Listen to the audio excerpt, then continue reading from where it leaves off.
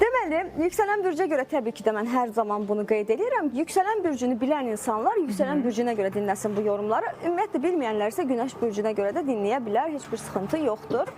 Bu dolunayın özəlliklə demək, yüksələn qoçlar üçün təsiri, çünki zodiakı başladan enerjidir o.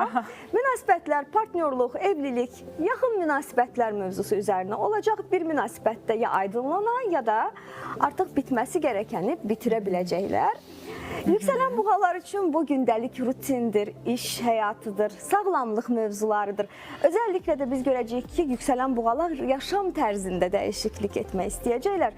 Yorğunluq verən sistemləri bir balaca yeniləmək vaxtıdır. Yüksələn əkizlərdə bu sevgidir, hobidir, motivasiyadır. Özəlliklə yüksələn əkizlər bu dönəm övladları varsa onlarla daha çox məşğul olmalı olacaqlar. Flört həyatı yaşayanlarda isə bu da bir motivasiya edən mövzular daha çox aktivləşəcək. Yüksələn şirlər özəlliklə yaxın çevrə, qardaş-bacı münasibətlərində bu dolunayı bir yaşayacaqlar. Özəlliklə münasibətlərlə bərabər qısa səfərlər də gündəm ola biləcək. Xüsusilə bu dönəm biz görəcəyik, onların ünsiyyəti güclənəcək, dedikləri ilə daha çox diqqət çəkəcək şirlər. Şirlər zaten həmişə səhnədədirlər, amma bu dönəm daha bir ekstra vurğulanacaq. Yüksələn qızlar üçün bu qazancdır, maddiyyatdır. Özəlliklə yeni maliyyə resursları yarana bilər.